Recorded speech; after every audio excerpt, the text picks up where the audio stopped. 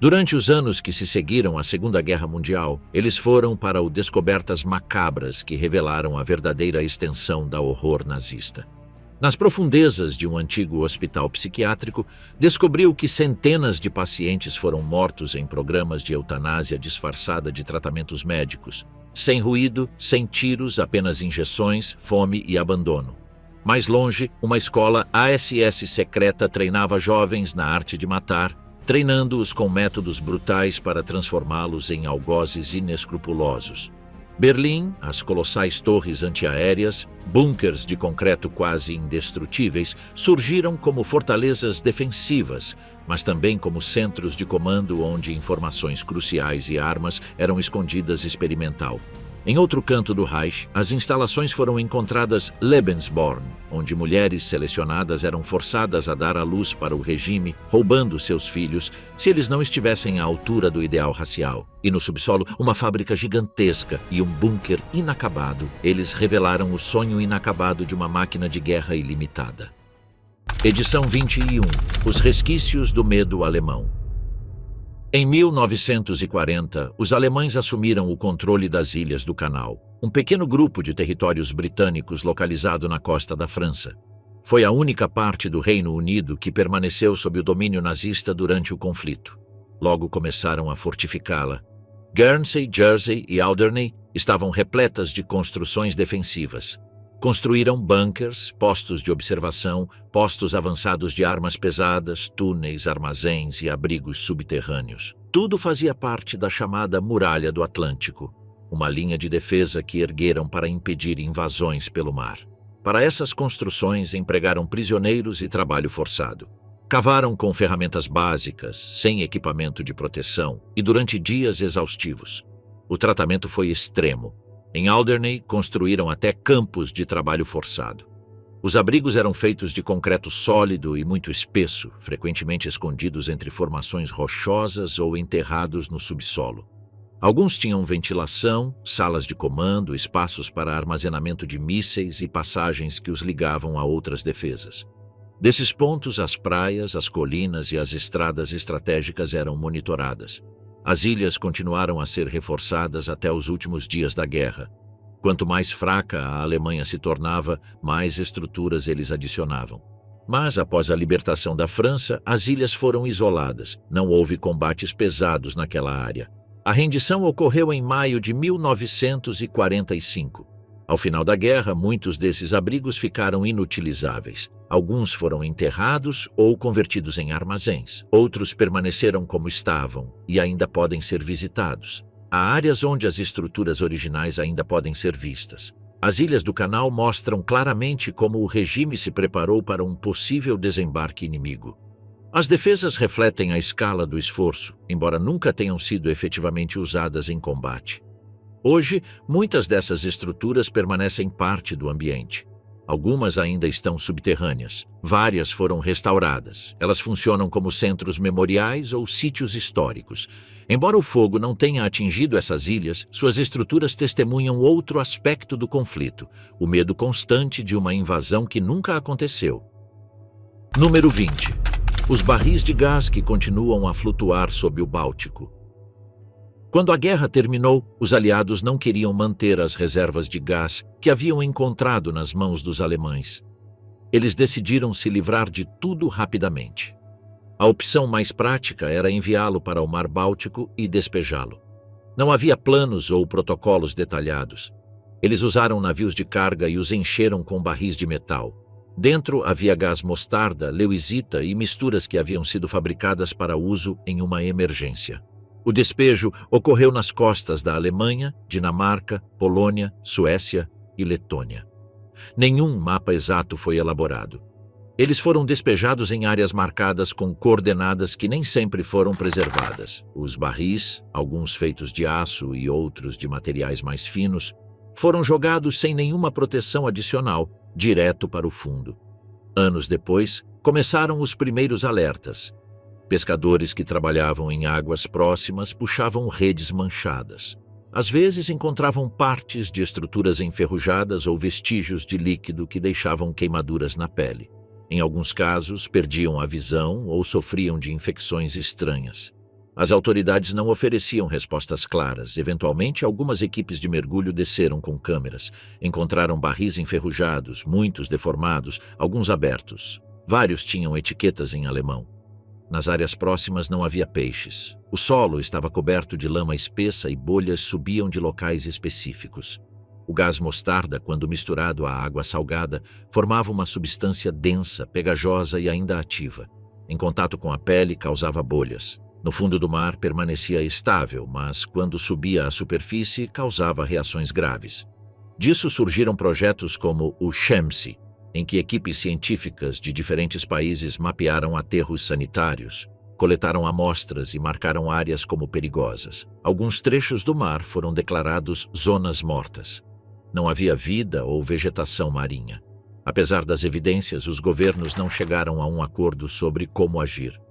O custo de extração ou neutralização dos resíduos era altíssimo. Ninguém queria assumir a responsabilidade. Alguns países nem sequer reconheceram que sabiam quantos barris haviam despejado.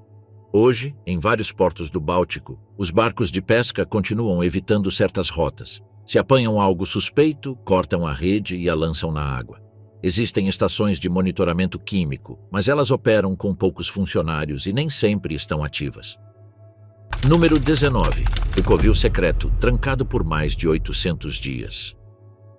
Em uma floresta no leste da Polônia, foi construída uma das áreas mais rigorosamente controladas do Terceiro Reich. O quartel-general de Hitler, para dirigir a guerra na frente soviética, ficava lá. Era conhecida como a Toca do Lobo. Para entrar, era preciso passar por filtros secretos, postos de controle ocultos e caminhos ladeados por cercas. Não era um prédio isolado. A área era composta por muitas instalações. Havia escritórios, dormitórios, geradores, centrais de rádio e abrigos. Os telhados eram cobertos com galhos e lonas para que nada pudesse ser visto de cima. Algumas paredes eram de blocos de concreto com espessura suficiente para suportar explosivos. A partir daí, Hitler gerenciou operações-chave contra a URSS. Ele passou mais de 800 dias lá, a maioria deles trancado em seu abrigo particular.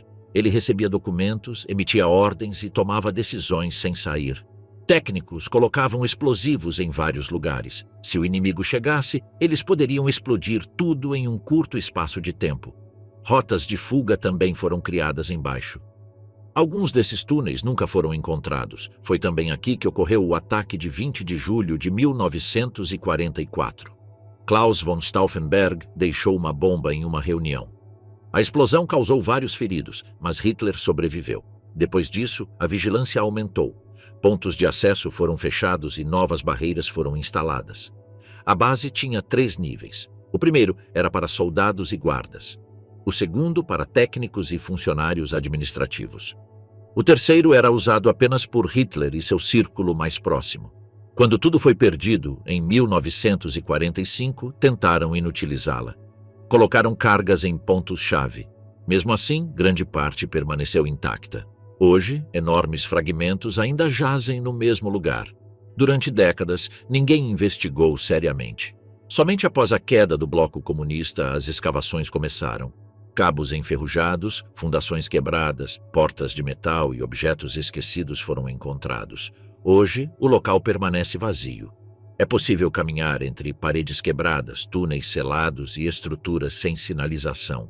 O mapa está incompleto. Muitos corredores terminam em becos sem saída. Quem vai lá diz que o mais impressionante é a sensação geral. Não há placas nem informações. Apenas prédios ocos, construídos para travar a guerra, sem nada visível do lado de fora. Edição 18. A sala sem nome do Instituto Kaiser Wilhelm. Corpos em vitrines. Em uma área arborizada ao norte de Munique, perto do lago Starnberg, uma estrutura de cimento foi montada sob um telhado de zinco, isolada entre as árvores. Não tinha janelas, apenas uma porta dos fundos e uma porta da frente com fechadura dupla. Lá dentro, durante os anos do regime, eles montaram um centro de observação física onde aprisionavam pessoas trazidas de colônias africanas ou campos de prisioneiros. Elas eram medidas, pesadas nuas e forçadas a ficar paradas para que pudessem ser desenhadas ou fotografadas de diferentes ângulos.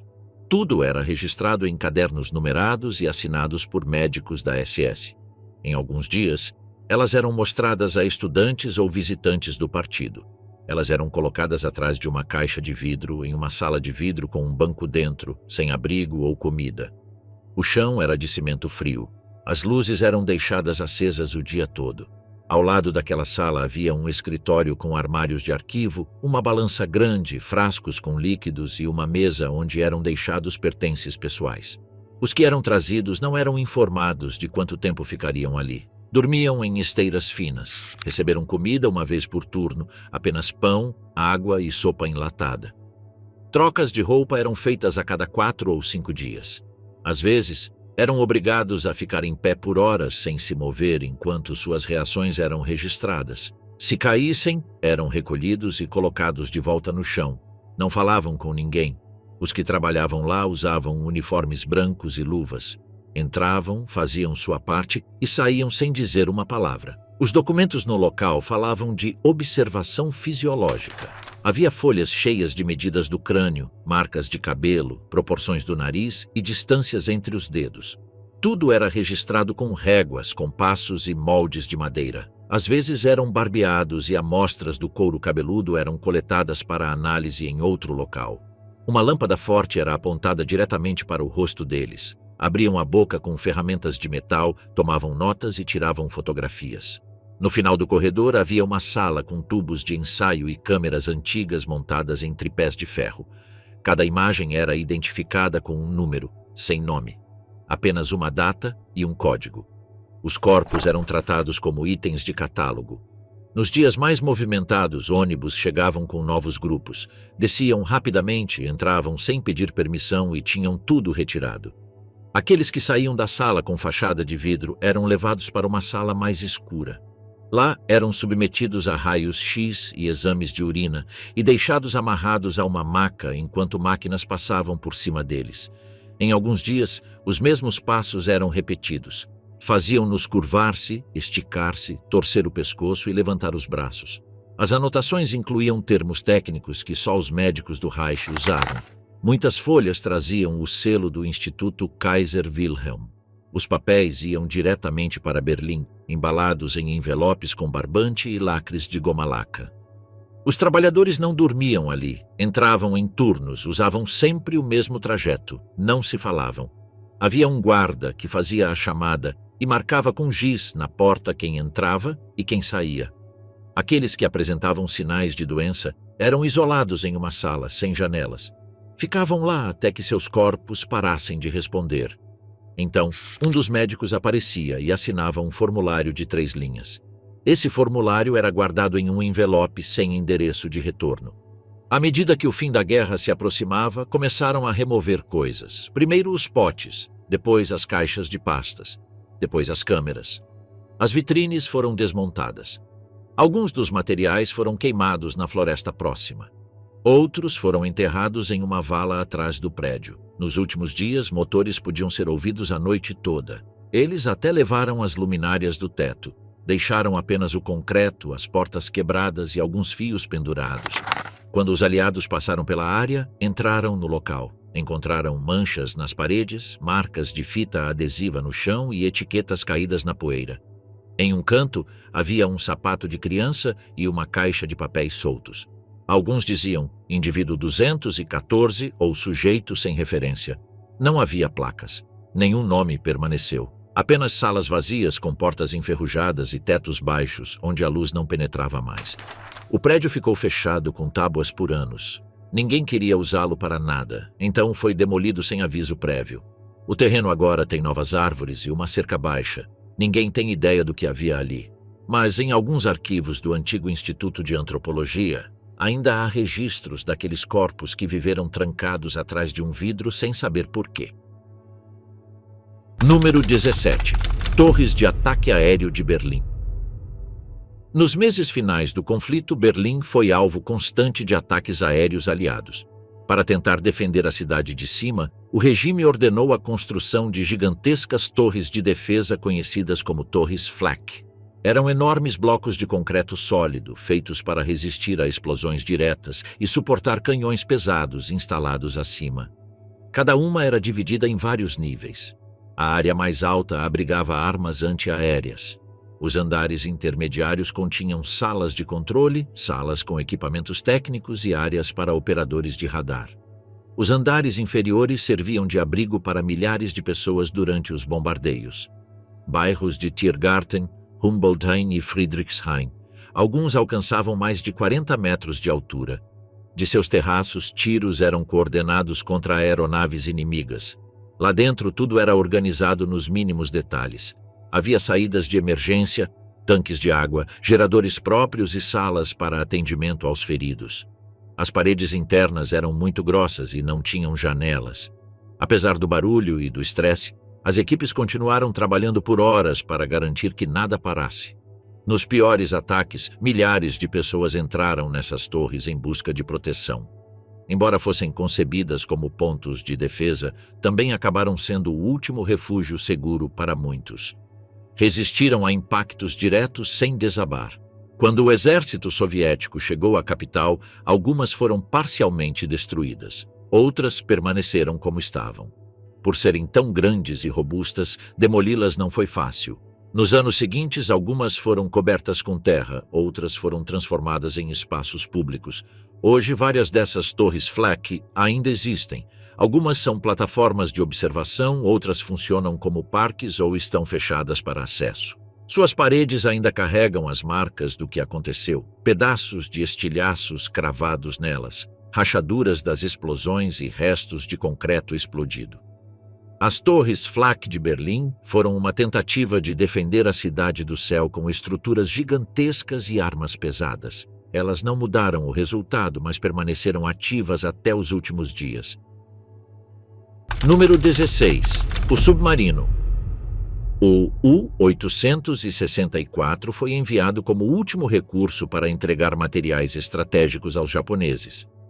Era um submarino de 73 metros que transportava quase 2.000 contêineres cheios de mercúrio líquido. Partiu de Bergen, Noruega, em fevereiro de 1917. 45, rumo ao Pacífico via América do Sul. A missão foi mantida em completo silêncio de rádio. Mas os britânicos já estavam no comando. Seus codificadores interceptaram o sinal e o redirecionaram para o HMS Ventura, um submarino aliado. Naquele encontro subaquático aconteceu algo inédito. Uma batalha submarina entre dois submarinos. O capitão Lunders calculou 4 trajetórias possíveis e lançou os torpedos um após o outro.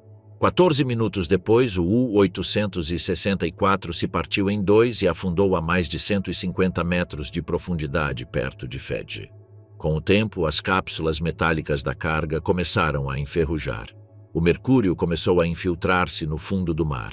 Análises feitas por cientistas noruegueses mostraram níveis perigosos do metal em peixes como o bacalhau e em crustáceos como os caranguejos. As autoridades proibiram a pesca na área. Várias opções foram discutidas. Alguns queriam abrir o casco e removê-lo pedaço por pedaço, mas isso poderia liberar mais veneno. Outros propuseram deixá-lo onde estava e selá-lo completamente. No final, decidiu-se cobri-lo com uma estrutura de concreto e cascalho. Todo o processo estava previsto para ser concluído em 2026. Hoje, equipes ambientais continuam monitorando a área. Os níveis de contaminação permanecem altos. Essa carga, que atravessou meio mundo durante a guerra, continua vazando para o oceano todos os dias. Nenhuma bomba explodiu lá, mas os danos permaneceram flutuando debaixo d'água, misturados com detritos metálicos, ossos da tripulação e o veneno em constante ascensão. Número 15. Os berços da pureza roubada. Durante os anos do regime, uma das ideias mais distorcidas tomou forma por meio de um plano que mesclava maternidade, controle e pureza racial. O programa Lebensborn foi criado para proteger as mães que o regime considerava valiosas, aquelas que poderiam trazer ao mundo crianças com as características que desejavam multiplicar. Loiras, olhos claros, saúde perfeita. Mas por trás de tudo isso havia algo muito mais sombrio. Casas especiais foram abertas em diferentes partes da Alemanha e nos países ocupados. Nesses locais, as mulheres davam à luz em condições controladas e, muitas vezes, não tinham ideia do que aconteceria com seus filhos. Algumas eram informadas de que os bebês eram adotados por famílias do partido. Outras tiveram seus filhos tirados delas imediatamente, sem explicação. Em alguns casos, as crianças vinham de outros lugares. Crianças sequestradas de países invadidos que pareciam alemãs o suficiente para serem reeducadas. Quando a guerra terminou, muitas dessas casas foram abandonadas. Os arquivos foram queimados, os nomes apagados, e milhares dessas crianças cresceram sem saber de onde vieram. Nos anos seguintes, pistas começaram a ser encontradas. Certidões falsificadas, listas incompletas, cartas escondidas em armários. Algumas mulheres sobreviventes contaram como foram forçadas a entregar seus filhos. Outros relatos falam de crianças levadas para longe e criadas com nomes diferentes, como se seu passado não existisse. Hoje, em algumas dessas casas, ainda é possível ver vestígios do passado. Há quartos com camas pequenas, longos corredores com portas numeradas e desenhos nas paredes feitos por crianças. Em alguns lugares, exposições discretas foram montadas, apresentando objetos recuperados e fragmentos de testemunhos. Mas grande parte da programação permanece. Um buraco negro. Muitos dos que participaram permaneceram em silêncio. E aqueles que buscavam respostas foram recebidos com silêncio, arquivos fechados e memórias fragmentadas. Esse programa, apresentado como um meio de auxílio a mães solteiras, era, na verdade, uma máquina de controle onde o valor de uma vida era medido pela cor dos olhos ou pelo formato do crânio. E seus rastros, embora borrados, continuam a aparecer de tempos em tempos como pedaços soltos de uma história que nunca terminou de fato. Edição 14. A fábrica oculta que engolia corpos. Em 1944, os bombardeios aliados já destruíam fábricas alemãs mais rápido do que elas conseguiam reconstruir. Para continuar produzindo armas, os nazistas levaram tudo para o subsolo. Nas montanhas Harz, forçaram prisioneiros levados de Buchenwald a cavar mais de 20 quilômetros de túneis. Eles receberam lanternas a óleo e ferramentas pesadas e quebraram rochas por horas sem parar. Lá, eles assentaram trilhos, instalaram prensas gigantes, montaram sistemas elétricos e começaram a fabricar peças. Produziram de tudo, desde canhões e peças para tanques até as fuselagens do novo jato Messerschmitt 262. A poeira nos túneis fazia as pessoas tossir sangue. As paredes às vezes cediam, engolindo grupos inteiros. O ar era denso. As luzes se apagavam sem aviso. Não havia janelas nem saídas rápidas. Se o túnel desabasse, ninguém saía. Para fazê-los trabalhar mais, os guardas lhes davam comida apenas se atingissem as cotas. Se não atingissem o número de peças, não comiam. Toda semana, corpos eram retirados e novos eram trazidos. Tudo era substituído como peças de uma corrente. Quando os americanos chegaram em abril de 1945, encontraram máquinas, caixas de foguetes, ferramentas descartadas e milhares de corpos empilhados entre a produção inacabada. Engenheiros do exército inspecionaram a área e destruíram o que restava dos explosivos ativos. Até hoje, munições enterradas ainda aparecem toda vez que chove forte ou alguém escava. Os túneis principais eram selados com concreto, mas lá dentro ainda há poeira tóxica, detritos enferrujados e dinamite não detonada. Nada restou funcionando, mas os túneis ainda estão lá. São como um armazém esquecido, cheio de peças, esqueletos e máquinas que nunca chegaram à linha de frente. Número 13. A ilha onde a corrida espacial começou. Em uma ilha no Mar Báltico, ao norte da Alemanha, os nazistas montaram o centro de testes mais avançado de sua época. Peenemünde não era apenas um local militar. Era uma fábrica, um laboratório, um campo de treinamento e um campo de tiro, tudo ao mesmo tempo. De lá foram lançados os primeiros foguetes a deixar a atmosfera, bem como as armas mais perigosas da guerra, o V-1 e o V-2. As instalações ocupavam quase toda a ilha. Havia hangares, plataformas de lançamento, bunkers reforçados e quartéis onde moravam os técnicos. Muitos deles eram jovens engenheiros, liderados por Werner von Braun. Todos os dias motores eram testados, velocidades eram medidas, erros eram corrigidos e relatórios eram enviados ao alto comando. Cada vez que um foguete falhava, ele era analisado até a última porca e parafuso. Cada vez que um funcionava, eram feitos os preparativos para a produção em massa. O V-1 era uma aeronave não tripulada com motor pulsante, lançada de uma rampa e voando em linha reta até explodir. O V-2 era algo diferente. Era um míssil vertical subindo ao céu e caindo silenciosamente. Não fez barulho ao aterrissar, simplesmente explodiu. Londres foi o primeiro alvo, mas outros o seguiram. Cada impacto deixava mortes, destroços e terror. Os aliados demoraram a descobrir o local. Quando o fizeram, enviaram bombardeiros em uma operação massiva. Eles destruíram parte do complexo, mas não todo. Algumas estruturas foram reforçadas com concreto mais espesso e continuaram a funcionar. À medida que a guerra avançava, os testes foram transferidos para áreas mais remotas. Peenemünde permaneceu um símbolo de algo que misturava ciência com destruição. Após o fim do conflito, muitos dos cérebros por trás do projeto foram capturados pelos americanos e levados para os Estados Unidos sob um programa secreto. De lá, eles ajudaram a lançar satélites e a preparar missões espaciais. Mas tudo começou naquela ilha, com planos elaborados sob vigilância, motores funcionando de madrugada e mísseis apontados para o mar. Edição 12. Os documentos enterrados da Gestapo em Praga. No coração de Praga, bem ao lado da Praça Venceslau, ergue-se um edifício de pedra escura que serviu como banco durante décadas. Mas, de 1939 até o fim da guerra, foi controlado pela Gestapo. Lá, interrogavam, espancavam e eliminavam qualquer um que sequer cheirasse a resistência. Os tchecos que entravam naquele edifício percorriam um corredor sem janelas, passavam por uma porta reforçada e passavam horas sem saber se sairiam vivos. Então, o comunismo encobriu tudo. Ninguém perguntou o que acontecia naqueles porões. O edifício mudou de nome, dono e fachada. Inscrições foram cobertas, salas foram lacradas e armários de arquivo foram colocados onde antes havia gritos. 40 anos depois, com a queda do regime comunista, começaram a vasculhar prédios públicos para limpar os resquícios do passado. Foi assim que um grupo de trabalhadores entrou em um dos escritórios ao lado da antiga área de interrogatório.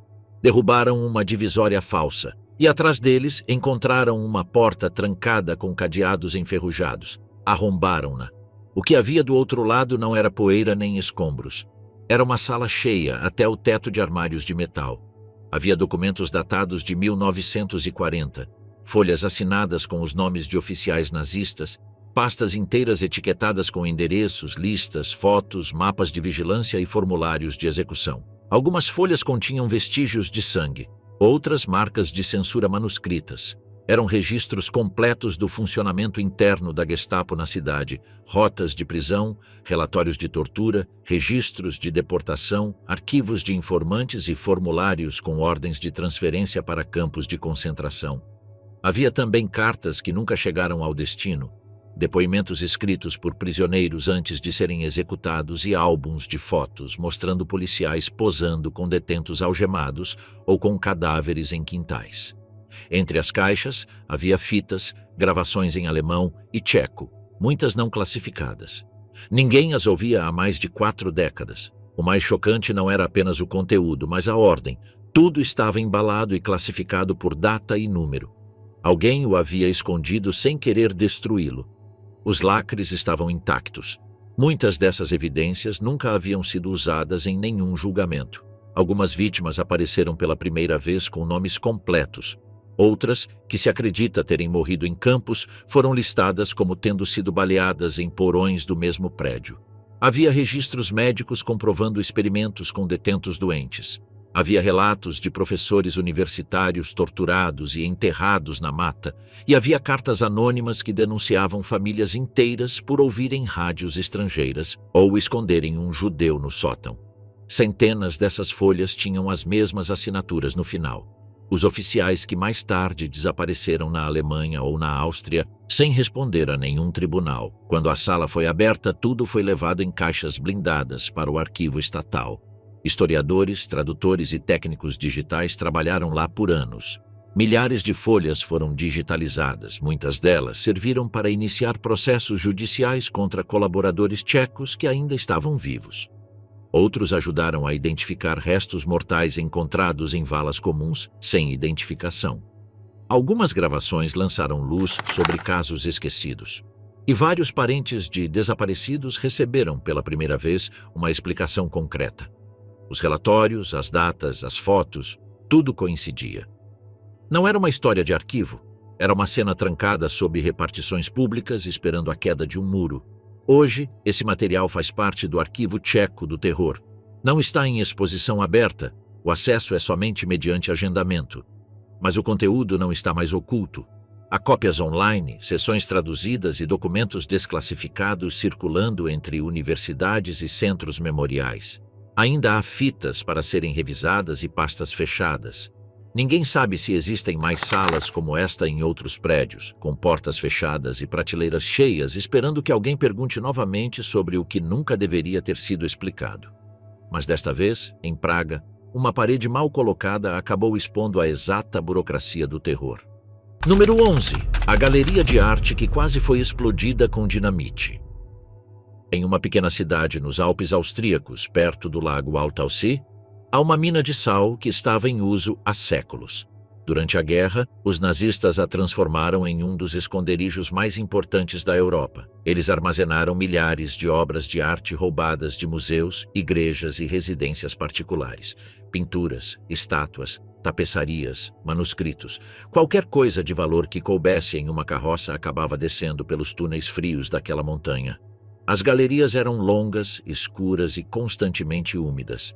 Luzes, portas blindadas, ventilação artificial e plataformas para armazenamento de peças foram instaladas.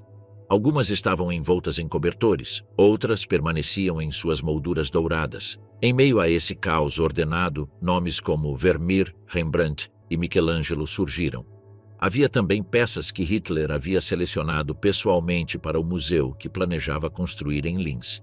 Cada objeto tinha seu rótulo, sua origem e seu destino planejado. Quando a frente começou a ruir, o medo de que os aliados tomassem a mina levou oficiais fanáticos a propor explodi-la com explosivos. Queriam destruir tudo antes que cairia em mãos estrangeiras. Mineiros locais descobriram. Alguns arriscaram suas vidas entrando à noite para remover as bombas. Outros enviaram mensagens secretamente à resistência. No final, quando as tropas americanas chegaram, encontraram dinamite sem explodir, barris cheios de óleo inflamável e uma galeria inteira com paredes marcadas para desabar. As obras estavam lá, algumas quebradas, outras em perfeitas condições. Soldados e especialistas em arte passaram semanas embalando, catalogando e recuperando o que podiam. Foram necessários caminhões inteiros para retirar tudo. Anos depois, peças desaparecidas ainda apareciam, tendo sido movidas ou escondidas. Hoje, a mina ainda está em operação. Algumas passagens foram fechadas, outras foram deixadas como museus, e ainda há áreas onde se acredita que obras enterradas podem permanecer, esperando para serem encontradas atrás de portas emparedadas ou passagens seladas com pedras. Número 10. A bomba que tentaram colocar debaixo de uma igreja. Em uma pequena cidade no sul da Alemanha chamada Haigerloch, cercada por colinas e casas antigas, o regime nazista montou um de seus projetos subterrâneos mais ambiciosos. Dentro de uma caverna escavada logo abaixo de uma igreja, instalaram um reator nuclear experimental. Fizeram isso às pressas e em segredo, pois a guerra já estava em seus meses finais e as bombas caíam cada vez mais perto. O acesso era feito por uma encosta íngreme protegida por uma porta pesada. Lá dentro, uma equipe de físicos trabalhava sob ordens diretas do alto comando. O projeto era liderado por cientistas como Werner Heisenberg, que tentavam obter uma reação nuclear controlada antes que os aliados obtivessem sucesso. O salão principal era pequeno, mas repleto de cabos, cilindros, água pesada e estruturas metálicas contendo blocos de urânio. Eles organizaram as peças em uma grade. Cada bloco foi submerso em contêineres e conectado ao sistema central. Eles tentaram medir as emissões, observar mudanças e registrar quaisquer sinais de uma reação sustentada. Mas a energia não era suficiente. A configuração não estava atingindo o ponto crítico. Eles ajustaram as medições. Eles reorganizaram a configuração. Eles continuaram os testes. Enquanto isso, os americanos já estavam monitorando o progresso deste programa. Em abril de 1945, uma unidade especial entrou na cidade e assumiu o controle da instalação sem disparar um tiro. Eles encontraram o reator intacto, com todos os seus componentes no lugar. Eles o desmontaram peça por peça, carregaram em caminhões e o enviaram para estudo. O material radioativo foi removido, os documentos foram confiscados e os cientistas foram interrogados. O projeto nunca se concretizou. mas foi a prova de que a Alemanha estava mais perto de alcançar a tecnologia nuclear do que se pensava. Hoje, o local do experimento permanece aberto ao público. O espaço está intacto, com réplicas do reator, painéis explicativos e marcações na parede onde ficavam os suportes originais. À primeira vista, parece apenas mais uma caverna, mas, na época, era o centro de um plano que, se tivesse dado certo, teria mudado tudo. Número 9. A loja onde vendiam coisas de outras pessoas. No coração de Frankfurt, durante os anos mais difíceis do regime, organizou-se um sistema de roubos em massa que não deixava nada ao acaso. Não se tratava de saques improvisados.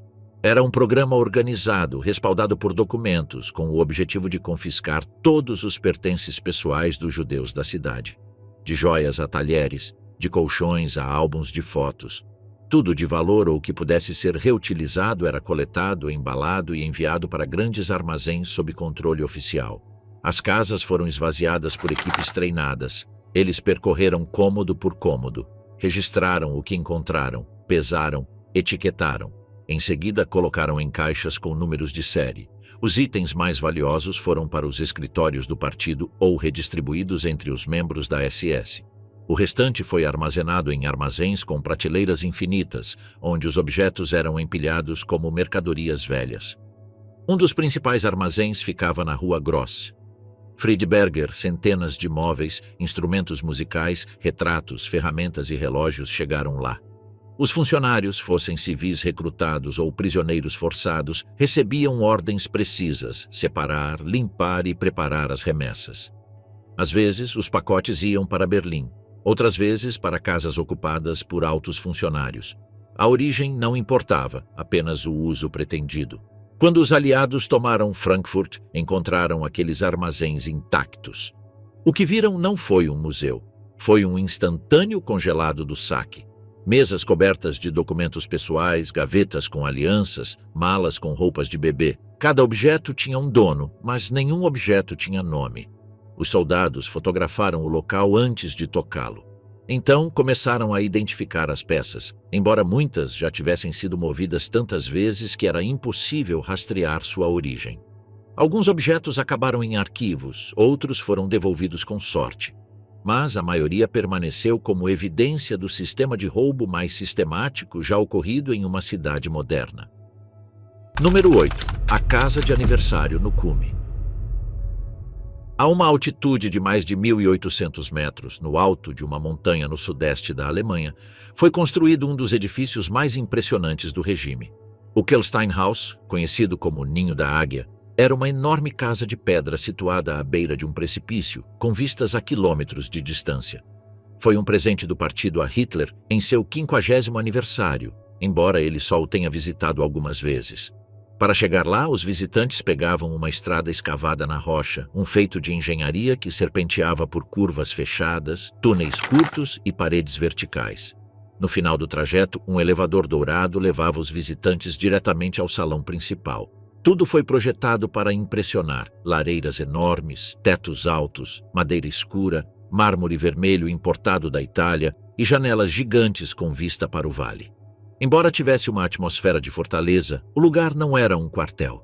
Era usado mais como um local para encontros sociais, almoços, recepções e encontros discretos. Fotos oficiais eram tiradas lá, vinhos caros eram servidos e as pessoas vagavam pelo terraço com binóculos. Muitos visitantes saíram dizendo que era como estar no topo do mundo. Quando a guerra terminou, as tropas aliadas encontraram o local quase intacto. Algumas peças haviam sido saqueadas pelos últimos soldados que fugiram. Outras ainda estavam no lugar. As paredes ainda tinham pinturas.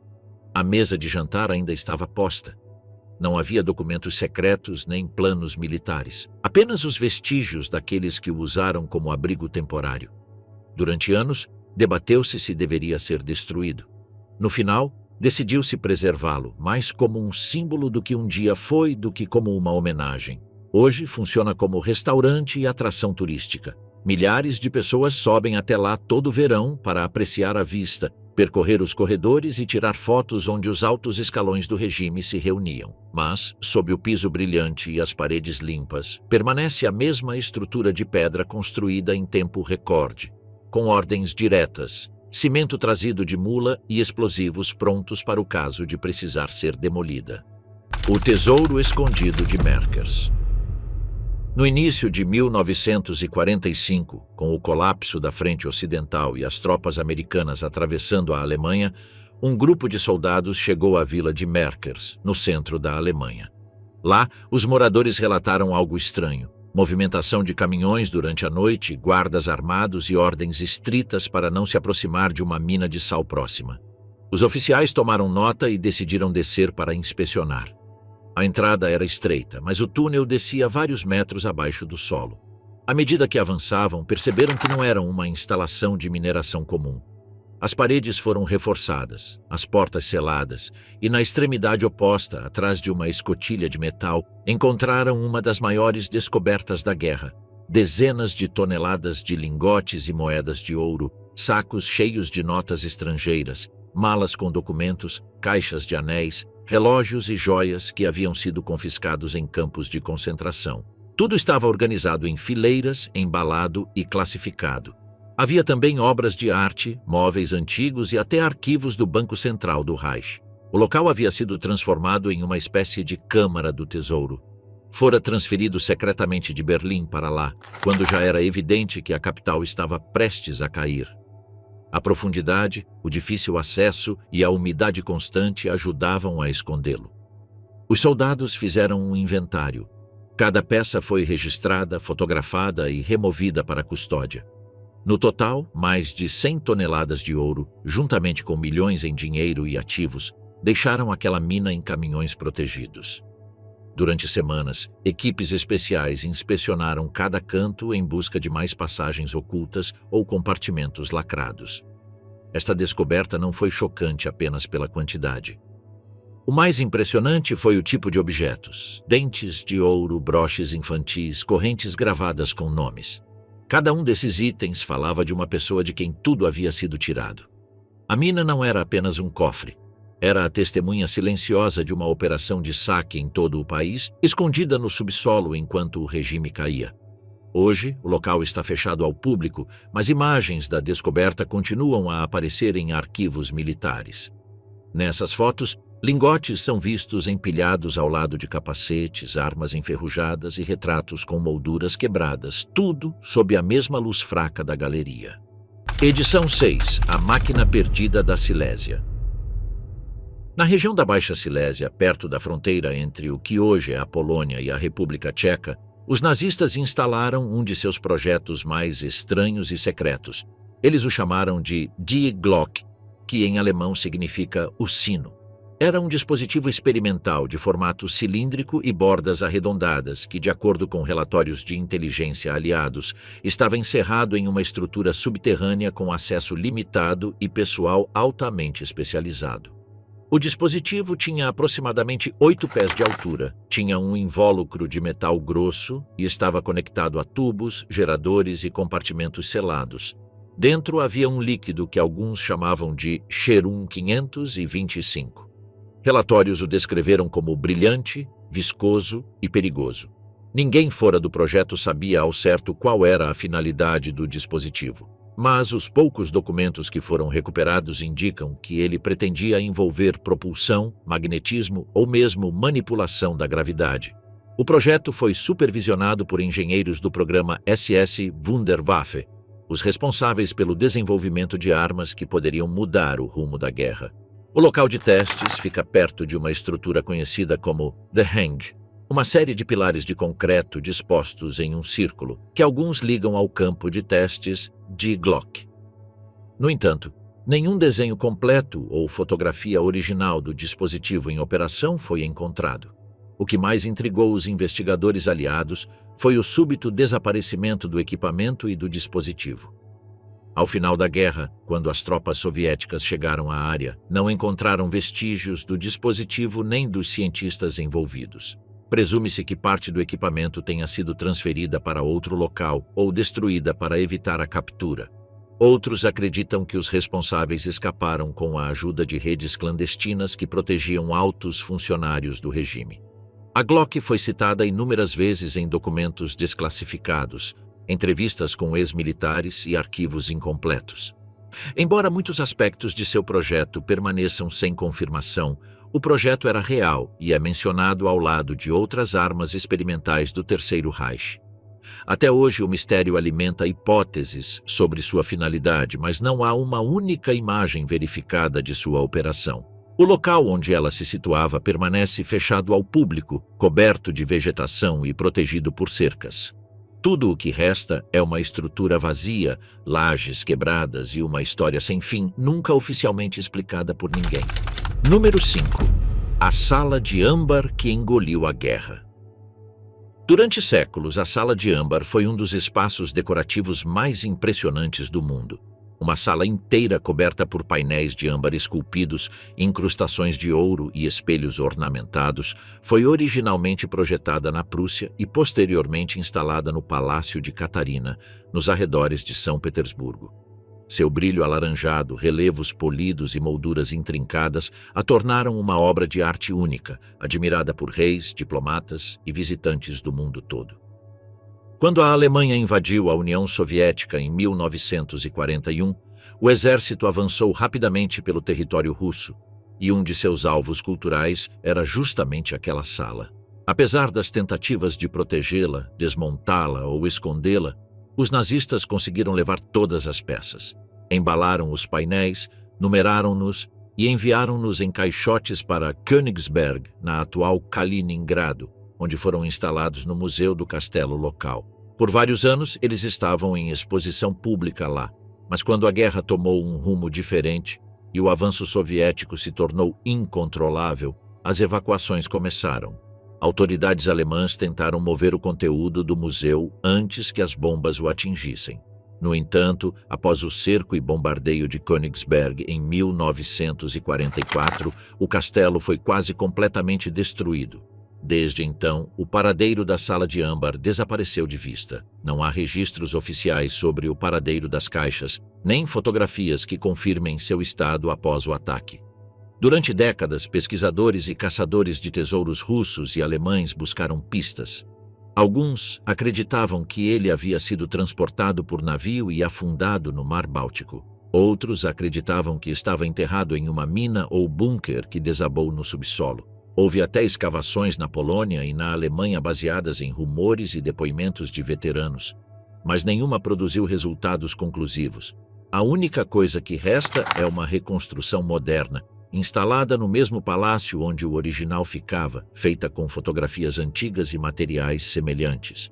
Mas a verdadeira Sala de Âmbar, aquela que atravessou séculos e guerras, continua desaparecida. Foi um dos maiores roubos de arte da história e um dos enigmas culturais deixados sem solução pela guerra. Edição 4. O labirinto sem saída do Projeto Rize.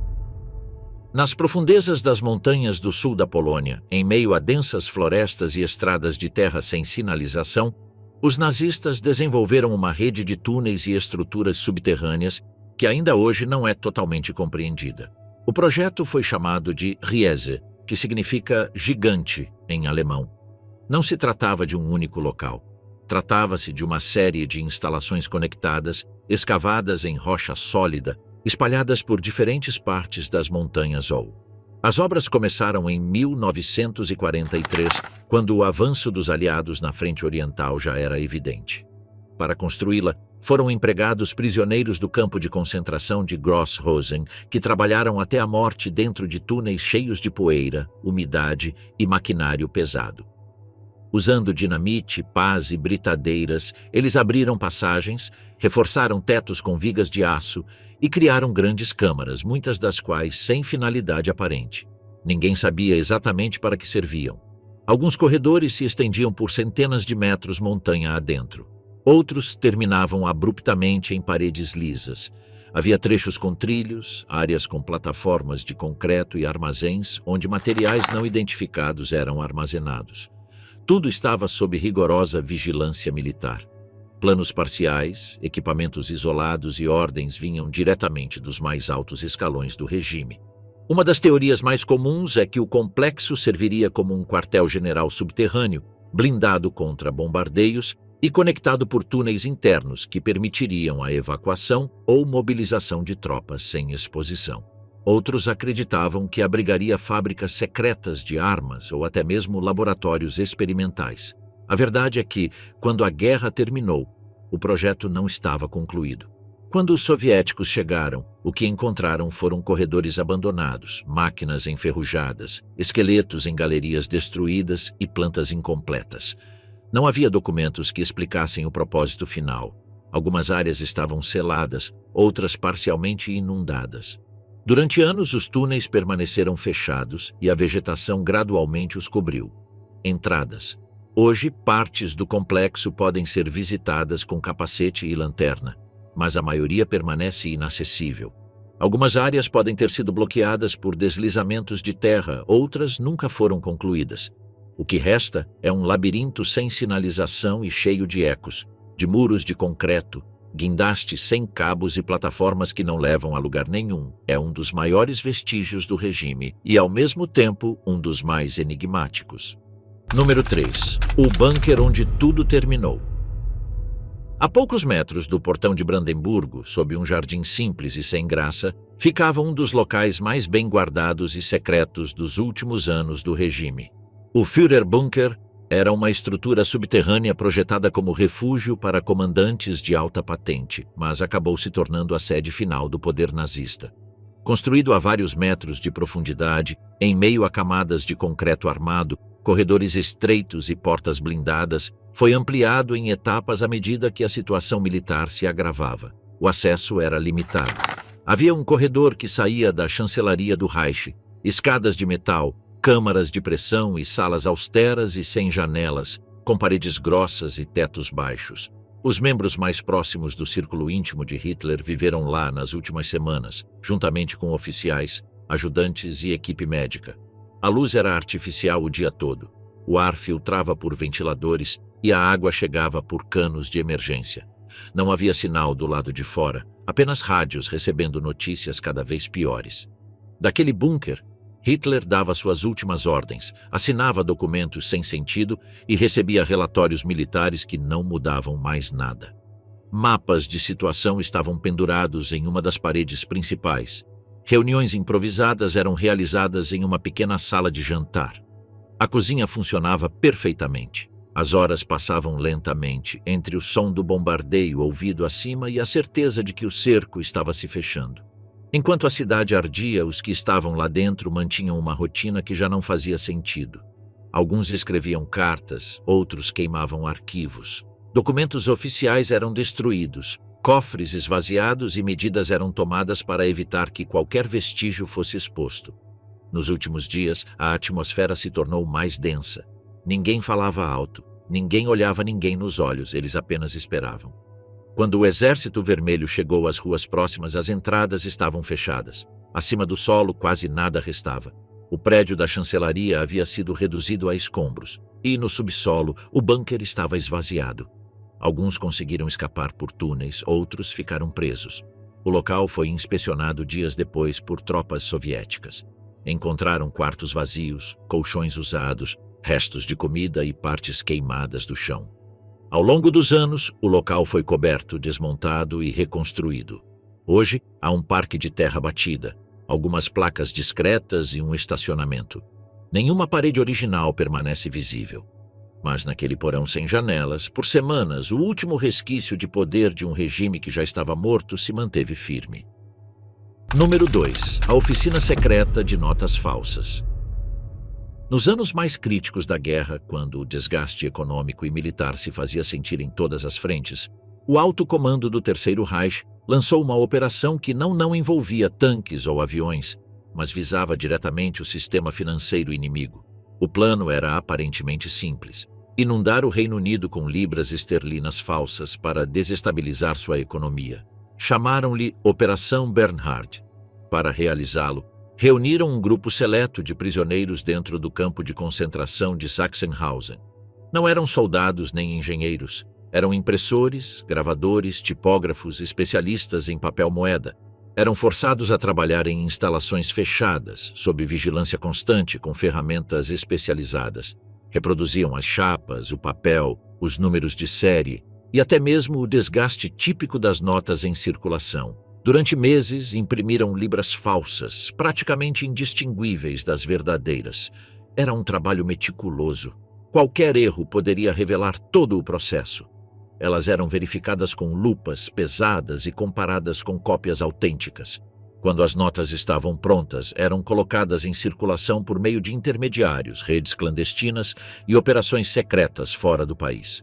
Uma parcela significativa foi lançada de aviões em áreas controladas pelos aliados, com a intenção de gerar confusão e perda de confiança na moeda. Outra parcela foi usada para financiar operações secretas, subornos, compra de recursos estratégicos e apoio a espiões em vários países. Por um tempo, o plano funcionou.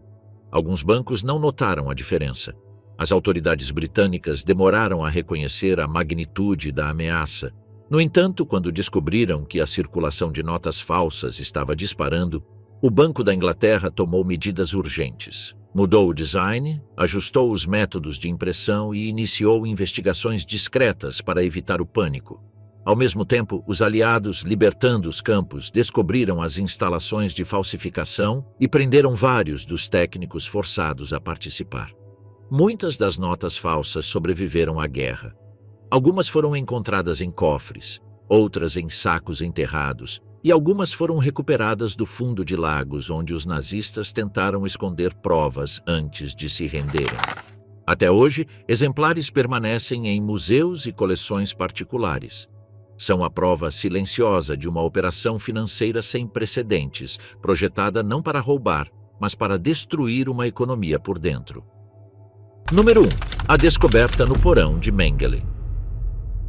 Em 1944, os trens que chegavam a Auschwitz descarregavam grupos inteiros em questão de minutos. Assim que tocavam o solo, os prisioneiros eram examinados por um médico que rapidamente decidia quem estava apto para o trabalho e quem era imediatamente separado. Entre os que permaneciam vivos, casos específicos começaram a ser separados. Se alguém fosse gêmeo, tivesse alguma deformidade ou fosse muito baixo, era removido do grupo. Esses eram os que interessavam a Joseph Mengele, um dos médicos de lá. Ele se aproximava, fazia perguntas básicas, pedia nomes, examinava as crianças e perguntava sobre os irmãos. Se visse algo útil, as mandava para outro bloco. As gêmeas eram medidas, pesadas, tinham o sangue coletado e eram comparadas entre si. Elas recebiam injeções de diferentes líquidos, algumas para provocar reações, outras sem explicação. Às vezes, substâncias eram aplicadas em seus olhos para alterar a cor. Se um dos dois morria, o outro era removido para abri-lo e estudar as diferenças. Havia crianças que passavam por várias cirurgias sem anestesia. Tudo era registrado em folhas que eram guardadas em pastas. Quando concluídos os procedimentos, os restos mortais eram enviados para outros locais para análise posterior. O objetivo não era curar nada, era simplesmente observar e registrar. Aqueles que ajudavam também eram prisioneiros. Alguns vinham de empregos médicos anteriores, outros simplesmente faziam o que lhes era ordenado. Tinham que registrar dados, ajudar a transportar crianças ou limpar a sujeira.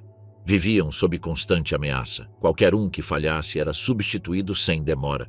Em comparação com o restante do campo, as crianças selecionadas para os testes recebiam mais comida e dormiam em ambientes fechados, mas apenas enquanto continuassem úteis. Quando não eram mais úteis, eram retiradas de circulação. Após a libertação, foram encontrados pastas, cadernos, jarras com órgãos, desenhos com anotações e fotografias do processo.